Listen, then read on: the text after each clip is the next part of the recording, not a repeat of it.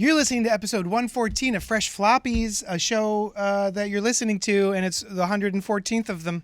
Oh, yeah. We're here. Thanks.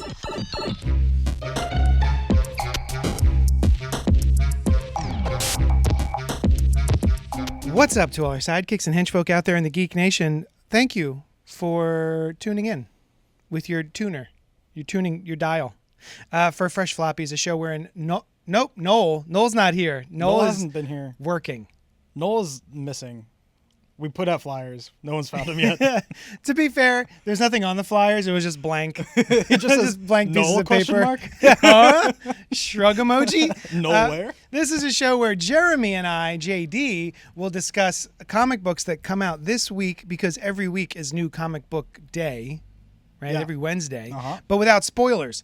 We don't have any letters, so let's not waste time being sad about it. Oh, I got a text. Did you hear that? I did get a text. Read the text out loud for everybody since we don't have a letter. Taylor says, looks like 10 out of 10 at 4 p.m. is the time slot they have it for currently. If that works for you, let me know. If they end up changing it, blah, blah, blah. Great. I hope that time slot works for you. Taylor owns the Philly Game Shop. Oh, nice. And they are doing, remember how I'm trying to bully you into playing Magic the Gathering Spider-Man with me? Well, they're having an event where we can go and we can get welcome decks. Ooh, fun. Because they haven't done their event yet for this. Oh, they haven't? So I've been texting Taylor being like, how do we get on that so that me and you can go and play Magic the Gathering Spider-Man? Off the podcast, we'll talk about logistics. Yeah. That would be dope. All right. So let's get into it real fast. DC All In presents Absolute Evil One Shot. And that is by Al Ewing and Giuseppe Camuncoli. And for anyone who doesn't know, this is important. If you're reading any of the Absolute books, like Absolute Superman, Absolute Batman, Absolute Wonder Woman, Absolute Green Lantern, Absolute Martian Manhunter, Absolute Flash. Did I miss one?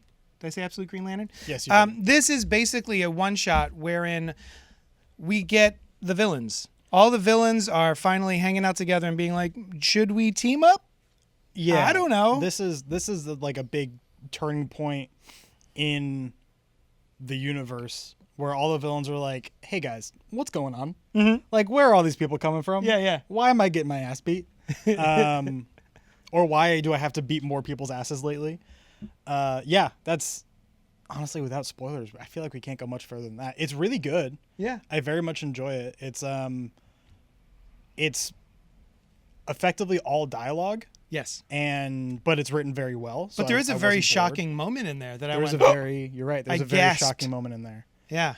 And we have some very interesting in-universe revelations, for lack of a better word. Very important. I think this is a must. If you're reading any of the Absolute books, you should 100% check out Absolute Evil, which is a one-shot, because it's starting to tie all of those disparate series together.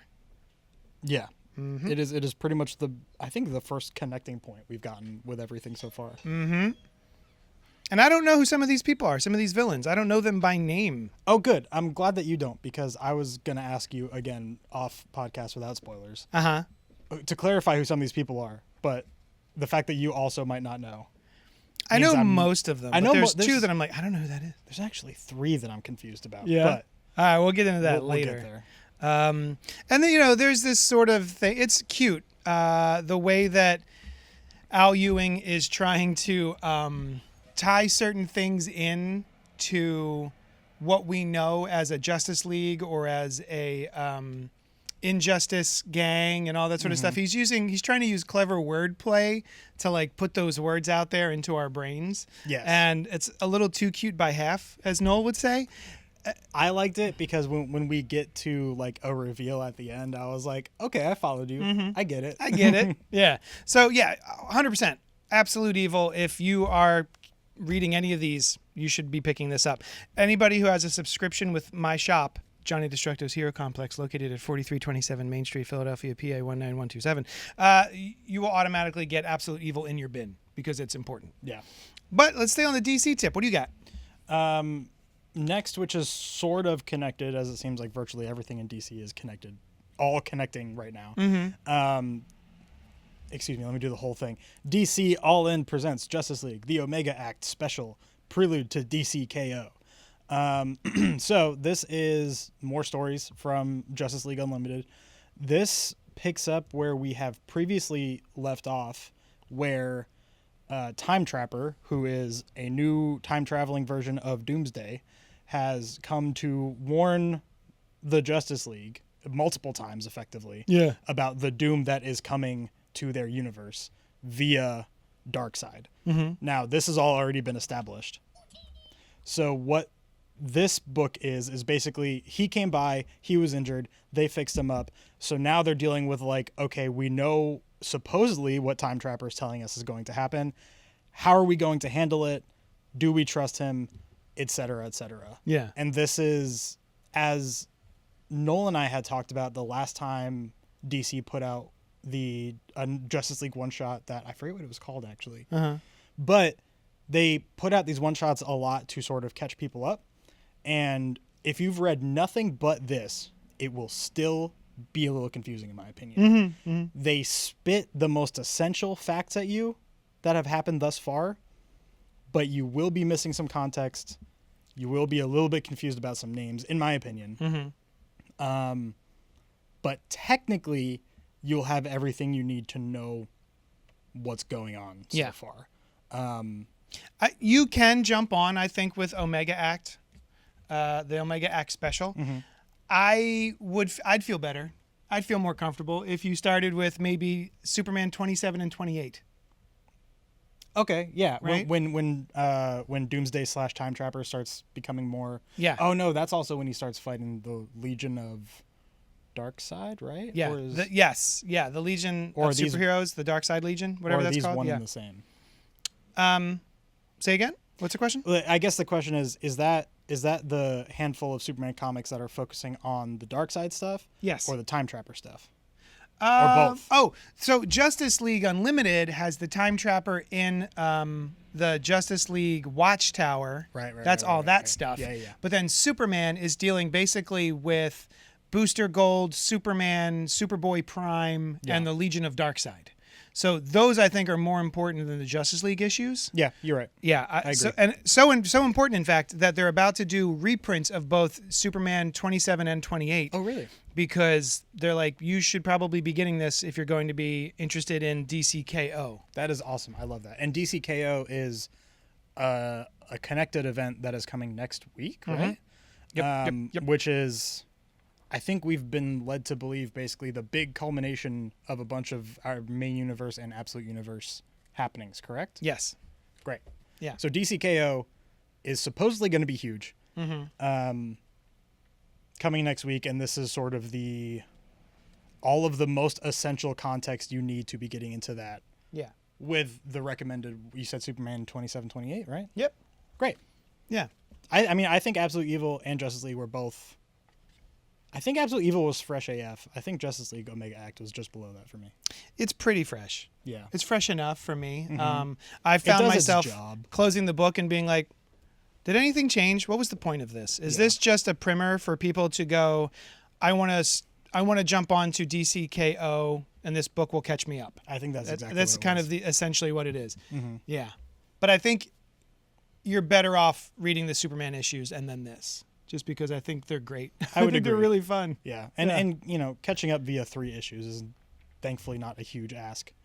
Could be a lot harder. And yes. Sometimes it is. You should go back and read all of Superman because it's been great. This Time Trapper stuff has been happening in Superman since maybe 10 issues ago, I want to say. If you enjoy Superman as a character, this series has been very good. Yeah. It's great. For me, Justice League, the Omega Pack special is fresh enough. That's you fair. said yours is just below fresh AF? Fresh as hell. No, your opinion has altered mine. Okay. It's like just above middle of the road as opposed to just above the top. Yeah. So wait, so middle of the road is just flat fresh, right? Just flat fresh. Then fresh. Enthusiastically. Enthusiastically. Fresh. A step above. It's fresh. Yeah. What's next? I'll tell you. It's X-Men Age of Revelation Overture by Jed MacKay and Ryan Stegman. And hey, you... It's Jeremy? Another step 1 to an event just in Marvel X-Men now. Yes. I have not been keeping up with X-Men or Uncanny X-Men despite enjoying both books. They're both good. X-Men just winds up, as excited as I am when they start, X-Men always winds up at the bottom of my stack. That's because they make keeping up with X-Men homework. And impossible. Yeah. Impossible Which homework, is less than ideal when it comes to just general entertainment. True. What did you think of this? You're the X guy. I try to be the X guy. So it picks up where the last issue of X-Men dropped off, which I wish I remembered which issue that was. X-Men 22. Okay. Was the latest issue of X-Men, and that leads directly into this X-Men Age of Revelation Overture #1. So, end of X-Men 22, Doug Ramsey, a.k.a., I forget his code name. Cypher? Yeah. Previously known as Cypher, to be fair. Ventures over to the X-Men with his wife, Bay the Blood Moon, and Warlock, and he's like, I want to join the X-Men. And Cyclops is like, you've kind of been a butthole, but if other people want you to join, I'll let you join. All right. And everybody's like, yeah, let's let him join. So he joins. At the immediate end of that issue, X-Men 22, this was last week, basically Cyclops gets a migraine, and everyone's like, what's going on? Yeah. And then what happens is immediately at the beginning of this Age of Revelation Overture, he wakes up. This is page 1, so no spoilers. He wakes up 10 years in the future because the team of X-Men at that point moved his consciousness from his old body 10 years in the past from his old body now to 10 years in the future. Yes. So he woke up in his new body. Yes. Because his old body. Yes. He woke... What? And he's an older person in the future. Yes. I get it. Time. And basically the whole premise is a huge chunk of the United States is screwed right now, and it's all like post-apocalyptic-esque, run by mutants, but also there are definitely some oppressing and oppressed mutants. Yeah. There are levels to it, and the X-Men in that time are like, we traced all of this bad stuff back to when Doug Ramsey joined the X-Men. That was step 1 of this problem. So we brought you forward from that point, basically to show you your mistake and help us solve it. And without spoilers, that's pretty much the gist. overture, Yeah. the gist of it. Now from here, it's also probably worth knowing that Doug Ramsey, aka Cypher, is now known as Revelation, because I want to say earlier this year, maybe late last year, there was a 4-issue miniseries called X-Men Heir of Apocalypse. Yes. Where Apocalypse basically summoned 12 X-Men. He didn't force them, for the record, but he invited a dozen X-Men to be effectively his heir on Earth while he goes up to Araco, a.k.a. Mars, to run mutant society there. And he's like, I need someone to ensure the success of mutants on Earth. While I'm away, I'm going to host a competition to do this. Spoiler alert, close your ears. 5, 4, 3, 2, 1. Doug Ramsey wins that competition and is effectively turned into a new version of himself, named Revelation, named by Apocalypse. And now his powers have been even further enhanced, where like previously he could decipher and understand all forms of language, body language, written word, etc., etc. But now it has progressed into effectively control of all living beings and cells. If he just says, like, he can look at a tree and say grow, and the tree will grow. He can look at someone and say punch yourself in the nose, and they will punch themselves in the nose. It's kind of like, it sounds like Preacher, one of my favorite all-time comic books by Garth Ennis. He's got Jesse Custer, the main character of that, gets imbued with the power of God, the word of God, which is basically, if he tells you to do something, you have to do it literally. So if he tells you to F yourself in the B. Oh, no. Youch. I hate that. Yeah. So it sounds like that. And I think it's kind of interesting because I don't care about Doug and I don't care about Apocalypse and all that sort of stuff. And I was not a fan of the Age of Apocalypse, which happened back in the, I think, mid to late 90s. It just wasn't for me. I do think it's interesting to ramp up that character's powers to make him a threat. Yeah. And it's honestly, even we first see Doug, I want to say maybe 2 to 3 issues previous to 22. So I guess it was either 19 or 20, where he's just hanging out at home with Bay and Warlock. And he's not a threat in that moment, but even just his mentality, you can tell, like his mannerisms have changed. Yeah. He's a different dude. Gotcha.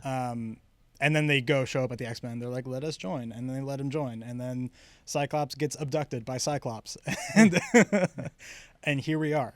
One more thing worth mentioning for context, which this Overture issue does mention in the annotations at one point, that there was an issue of X-Men called Age of Revelation 0. Yes. Which I want to say was in June or July, which in my opinion was way too early for what's happening right now. Yes. Like, I don't know why they released it then, but that effectively works as a history of what happened in those 10 years. Technically, if you don't read the Age of Revelation 0, you have as much context as Cyclops does in that moment, where he goes from now to 10 years in the future. But you do get a lot more context if you read that, and I would recommend it. Now, after all this is said and done, the things that you have said and done. Yeah, that was long-winded. I apologize. Did you like it? Are you in on this? I'm in. Not honestly, more for the characterizations than I am for the story itself, which one could argue is kind of the same thing. But seeing the evolution of these characters only 10 years in the future, which I feel like they could have amped that up a bit. 10 years seems really fast for what's happening. Yeah. But some of these characters have changed so drastically to get to this future that we're at. Yeah. I'm very interested to see how they behave, what they're like, and what they're going to do. I don't necessarily care about the story at hand, just because I feel like the X-Men have been through enough, like, big apocalyptic future, past, present, whatever BS events. I'm like, I don't think if we wanted to do a big thing, I don't think this needed to be it. Yeah. And speaking of big things. Yeah. Oh my God. It's big. I'm looking at the double-page spread of books that are coming out after this book. We have, bear with me, X-Men, Amazing X-Men, Binary, Laura Kinney Sabretooth, Long Shots, World of Revelation, Unbreakable X-Men, Iron and Frost, Rogue Storm, Sinisters 6, Omega Kids, Radioactive Spider-Man, The Last Wolverine, X-Men Book of Revelation, Undeadpool, X-Vengers, Expatriate X-Men, Cloak or Dagger. And those are just the #1 issues that are coming up. Most of these will have a second issue, if not a third issue. And next week, on October 8th, there's 1, 2, 3, 4, 5 of those coming out. Yeah, this is just October. Yeah. This is all these books are just October. So there's 5 coming out on the 8th. There's 1, 2, 3, 4 coming out on the 15th. 4 coming out on the 22nd. 4 coming out on the 29th. So if you want to fully keep up with what's happening with this event, which for the record, take out a loan. True. But you're also, for the record, never obligated to do. I'm still working on that mentality myself. True. Like it's a lot of the time you can just sort of keep up with some of the mainline stuff. Now, the issue with X-Men, what is the mainline? Oh, that's my question. Exactly. Like, it's not like there's going to be an Age of Revelation 1, 2, and 3, and 4, right? Like, a lot of events will have a main story, like, say, King in Black, right? King in Black from the Venom thing from a couple years ago. You had King in Black 1 through, 6. And then if you wanted to see how that affected this character over here, there's a one-shot. This character has a miniseries. This character has a one-shot, blah, blah, blah. I don't know how do you just read the bones? Like, how do you just... I think the bones are X-Men Age of Revelation. So anything with the word revelation in it? No, I think the full title, like... So they're stopping all X-Men series to do all of... They were pausing all X-Men series to do all of this. So I think mainline just adjectiveless X-Men is being replaced by X-Men Age of Revelation. And I think that is going to be the bones, but I could be wrong. So like right now we have #1, just Age of Revelation Overture. Yeah. I think there's going to be an X-Men Age of Revelation Sans Overture. I think that's going to be the bones. I could be wrong. We'll see. There's not mentioned in this list of 40 books that come out in October. Like you said, it's just October. Oy, fadufa. I was not looking forward to this. I am still not looking forward to it. As a retailer, this is maddening. This is bonkers annoying. As a consumer, I can go to him and just say, give me all of it. Which is great. He has to suffer. I love that. Give me all of it is a lot easier than, okay, well, I have these subscribers and they're reading Gail Simone's Uncanny X-Men. Should I get them the Gail Simone Age of Revelation series, which was, Amazing X-Men maybe? Or no, maybe I think Amazing X-Men is the Jed MacKay one. Correct. Do I get the... which one is Expatriate? No, Expatriate was originally the Kitty Pryde X-Men. What's that called? Judging by... Yeah, the Kitty Pryde is not excellent. Exceptional? Exceptional X-Men, yeah. And I'm not sure. I forget which one is the Gail Simone one. I think Unbreakable X-Men is the Gail Simone. Yes, correct. Okay. Gail Simone. There she is. Unbreakable X-Men is what Uncanny is turning into. Ugh, God damn it. So anyway, Good luck. However, please contact your local comic shop, LCS for short, and tell them which of these you want. If you want all of them, pre-order all of them. If you want just a handful of them, pre-order them. It'll help your retailer know how many of whatever that they should order. Because this is impossible to manage from a retailer's perspective. For anyone on the video live stream, I'm about to put the spread in front of the screen so you can screenshot it. Spread it. I also posted it on Instagram and Facebook. So if you want to follow my Instagram, Johnny Destructo, you can find this list of October releases on my Instagram at Johnny Destructo. And then call your retailer or email them or whatever. Send them a smoke signal and say, I would like these books, please. Because it's ridiculous. We're goddamn ridiculous. Anyway, PSA over. So I didn't finish. I was not looking forward to this. And then I found myself being like, oh, this is fun. I'm actually enjoying this. It is interesting. Yeah, damn it. So I don't know what to read though. Yeah, I told you I would read all of it. I'm gonna stand by that for money and purchase sake. Yeah. I don't know how much I'm gonna read. I think I'm probably just gonna read everything with the title like X-Men, literal actual X-Men. Yes. And then probably Rogue Storm because I like those characters. And that might be it. I'll tell you, I'm kind of interested just from the covers and the names. I'm gonna read Radioactive Spider-Man because that's my dude. Mm-hmm. I'm curious about Binary because we haven't seen Binary in a hot minute. Now, I just learned recently, wasn't Binary an evolution of Captain Marvel? Yes. Interesting. But this cover looks like Phoenix.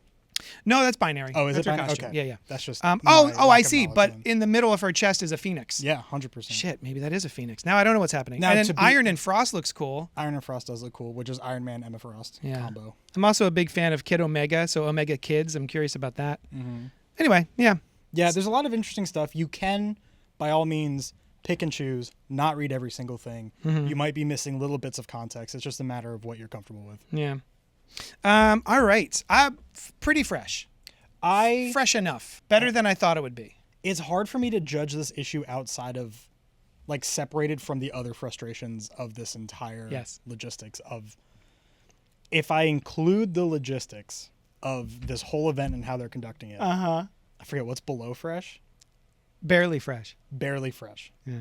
Just because I don't know yet if the story is worth all this effort. Right.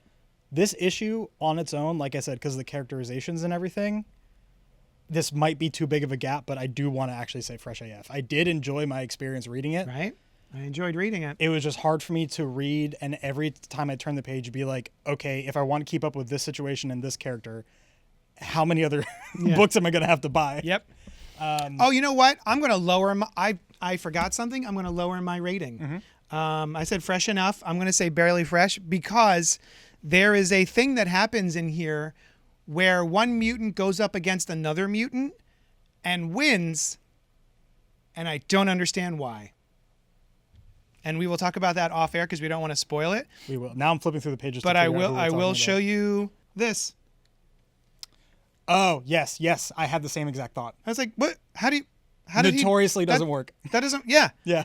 Anyway. Historically, throughout all of X-Men, has never worked. Doesn't work. And then all of a sudden for here it works. And I don't know why. There's no reason given why all of a sudden this character can defeat this other character. And if you read it, you'll likely, if you have any experience with X-Men, you'll know immediately what we're talking about. Yeah. So, that was very annoying. So anyway, all right. Oh, you know what I'm excited to talk about? I'll tell you, since you didn't ask. Oh, I haven't read Batman. Batman #2.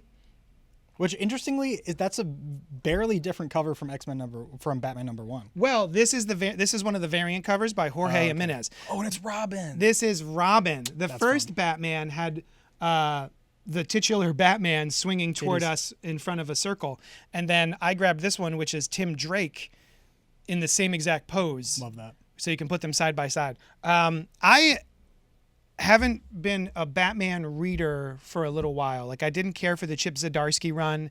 I didn't care for the as much as I love James Tynion, didn't care for the James Tynion run. It was a little too bonkers. And this Matt Fraction and Jorge Jiminez, there's only 2 issues out so far. Fresh AF, dude. I love this new Batman. No, it is a characterization of Batman that I don't see very often, and I love it. If we can remind the good people where we left off with issue 1 super quick, which was basically, and correct me if I'm wrong, we effectively see Batman getting super frustrated with the fact that he's fighting the same people over and over again, and he's battling with the constant question of, do people actually change? Should I be giving these people all these different chances? Yeah.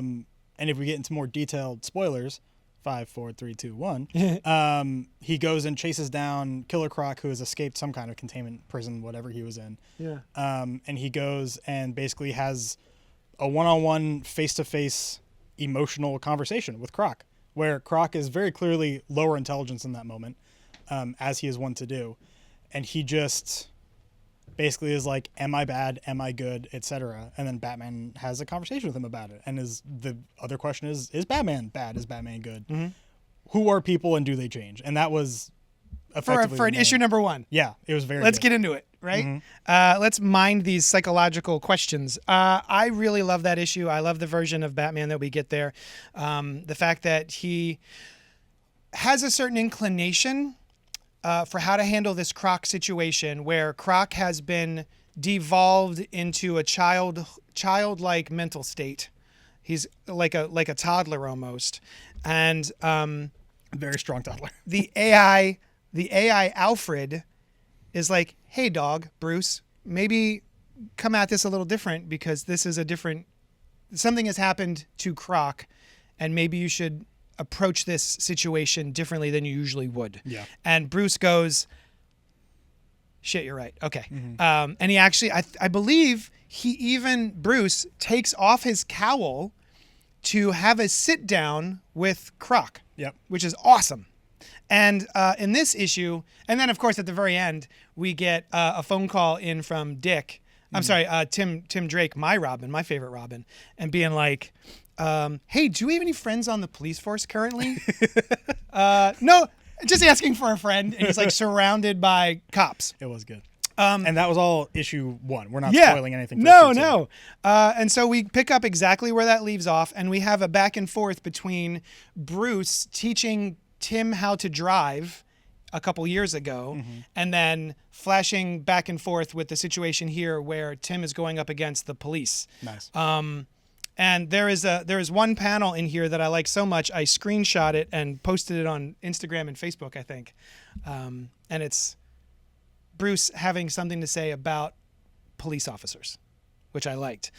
So yeah, we're getting a version of Batman that I very much appreciate. For the longest time, we have had a Batman that is just like from Grant Morrison's JLA and on, we always had this Batman that's like, given enough time, he could prepare for absolutely anything, and he can defeat any foe if he's got enough, what is it called? Enough preparation. Yeah, with enough preparation, he could take down anybody. And I like this more human version of the character. He's a lot more who street is level. Fallible. He gets taken unawares in this issue in a brutal way. And I had this visceral reaction of, oh, that's weird. But then also being like, oh, I like that. Yeah. Right? He is just a man. He's just a dude, right? In a bat costume, with some armor on. So yeah, if you haven't been enjoying Batman for the past couple of years, like I haven't, I highly recommend jumping onto this Matt Fraction run. Am I saying that? Is that right? Yeah, Matt Fraction. And the other nice thing about this is that each of the issues is a one-shot. So there is an overarching story that's, happening, but each story is going to be its own little one-shot. I think a lot of writers these days write 12-issue arcs, and it's kind of impossible to just jump in the middle there. Yeah, and so they lose track of the fact that people are buying them individually. Yes, more books need to be doing this. You can pick it up as if it's your first Batman ever and just read the issue and decide if you like it. And you don't have to be concerned with, oh, we're in the middle of a story. This isn't a good jumping on point, blah, blah, blah. Every issue of this Matt Fraction run should be a jumping on point, which I love. Hell yeah. This is awesome. You should read this. So Fresh AF? It's Fresh AF. I will. Yeah, I think it's on my list. Is this my favorite book? This might be my favorite book of the week. Yeah, this is dope. What do you got? Take us home. Oh no, we got two more. But the one thing that I read that JD didn't was Venom number 250. This is a $7.99 chunky boy. I don't know the page count because I'm not crazy. Why would I know that? This is by Al Ewing and Charles Soule.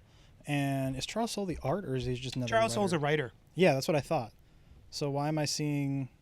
Oh, on the credits page, I don't even see Soule's name. He was just on the front, so now I'm confused. But writer Al Ewing, artist Terry Dodson, and Todd Nauck. There you go. Which I honestly didn't become a fan of Venom until I want to say like 2 years ago or so. And I really enjoy the character. I really enjoy Ewing writing the character. This picks up immediately after the miniseries All New Venom. We get a Skrull who's out in space racing towards Earth, being like, I got to get to Earth. Oh my God, Noel is coming. So if you know anything about Noel, he is, Noel? or if you don't anything about Noel, oh yeah, he's this big bad on the He's cover. the guy on the cover. He is effectively, I don't know about the creator, but effectively the god of symbiotes out off in space. If you want his backstory, King in Black, a series that we mentioned earlier, that was a couple years ago. That was very good. I read that whole omnibus. Awesome. He was defeated. I truthfully forget how, but suddenly... The power of friendship, probably. Yeah, truly. Yeah. And maybe a couple webs. But he's back, apparently, and someone is racing to Earth to try to spread that message to somebody. Venom number 250 picks up immediately from there, and we get this somewhat long-winded back and forth about things that are happening to that Skrull off in space, and him giving us context as to why he knows Noel is coming, mixed with what is currently happening on Earth with MJ? Mary Jane and Venom, who are one and the same at this point. And at the very end, you know, these two stories collide, and, you know, one meets the other, and then that gives us, you know, what's presumably going to be the rest of this story arc. At the very end, we do also get a very unexpected character reveal. Which I did not see coming or see related to this at all. Oh, to be continued in Noel number 1.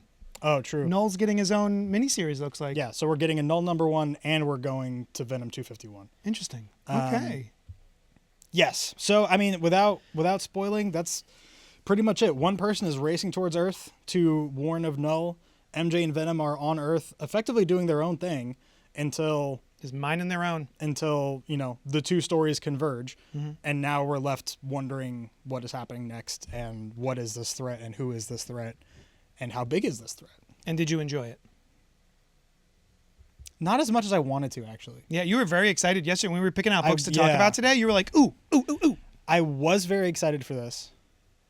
And I am excited to see where it goes. Because, again, like, I think, honestly, that King in Black was the first time I really delved into a Venom story. And since then, I have enjoyed Venom. This just honestly felt...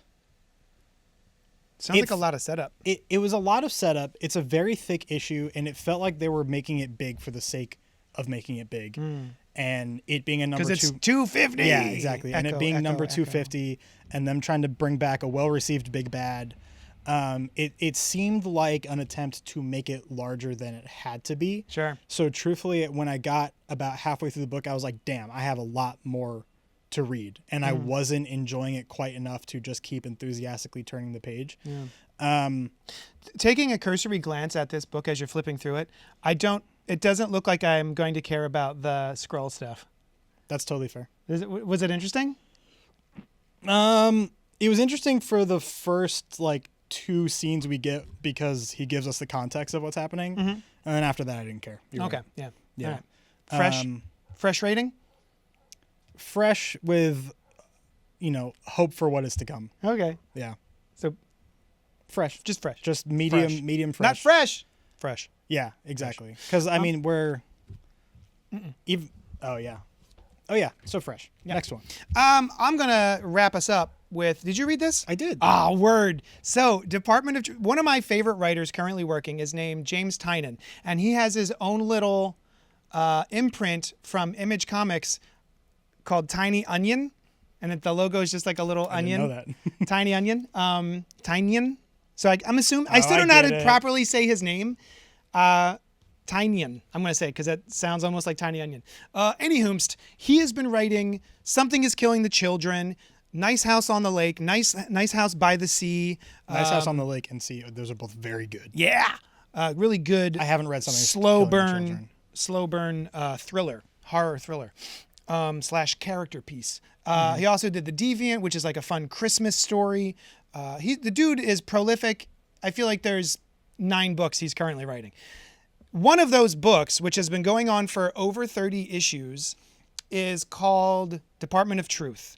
And the elevator pitch for this book, when people come in and they're looking for something interesting to read, I tell them, this is a book about a clandestine organization whose goal it is to keep reality in check, because when too many people start to believe a conspiracy theory, reality starts to reshape to make that conspiracy theory true.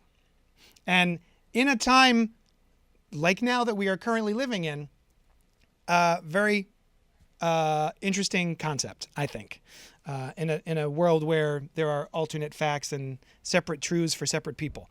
And the problem with this book, Department of Truth, as it goes on, is that it becomes, I think, kind of impenetrable for new readers. This is one of those things where it's like, it isn't just a 12-story arc, it's a 30-story arc. Yeah. However, Department of Truth number 0 comes out this week. Today. By the aforementioned James Tynion and Martin Simmons. But then also there is another story, a backup story by Scott Snyder and Hickson, I think. So the reason I was really excited to talk about this today is because this is a rare jumping on point in the middle of a storyline, in the middle of an ongoing Image book. Yeah. They've purposely written a number 0 so that if you have not been reading any Department of Truth up until now, you could grab this and then jump on. That being said, what did you think, Jeremy? You have not read a single issue of Department of Truth. No, I have not. Did you know that was the elevator pitch before I told it to you? No, I didn't know anything, actually. Okay. The cover does have some like red, white, and blue stars and stripes, so I thought I'd be getting something a little bit in the shape of a screaming face. Yeah, it's actually kind of alarming. My son, I had this by my bed so I could read it a couple nights ago, and my son woke up and like covered his eyes and didn't want to look at it. It was too scary for him. Yeah. So, I mean, given that was the only context I had, which was like, okay, this is going to be some type of commentary on America, or something to do with, patriotism, country, etc. Yeah. That was an accurate assumption and context. This book was very, very interesting because in a time where we're often left to assume where writers and artists and companies stand on certain issues, this one held absolutely nothing back. And I did enjoy it. It took me honestly a few pages for me to settle into like, okay, we're just going like whole hog punching this thing in the face and we're rolling with it. And that's cool. I don't have a problem with that. It's just, I'm very used to like best case scenario, we might get an offhand comment in X-Men about somebody, being intolerant or something. It was very good. The art objectively good. However, lended itself to me being a little bit confused about the happenings, which arguably is appropriate for what was happening in the book. Right.